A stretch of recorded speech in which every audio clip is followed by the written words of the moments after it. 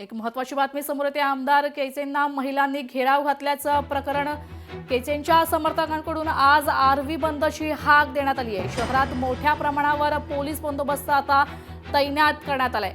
भाजपचे आमदार दादाराव केचे यांना भाजपच्याच महिला पदाधिकारी आणि नगर परिषदेच्या उमेदवार महिलांनी घेरून चांगलंच सुनावलंय। नगर परिषदेच्या निवडणुकीदरम्यान आमदार दादाराव केचे यांनी काही भाजपच्याच महिला उमेदवारांविरोधातच प्रचार केल्याचा आरोप केलाय।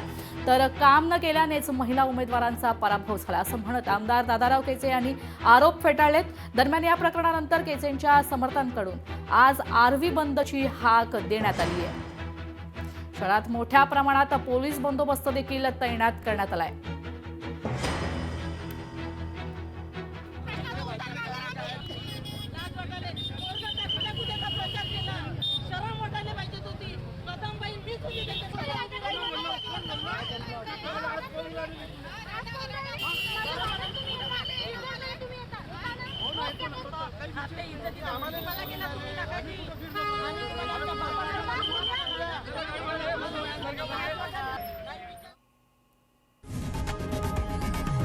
लोकशाही मराठी ऐका, पहा, जागरूक रहा।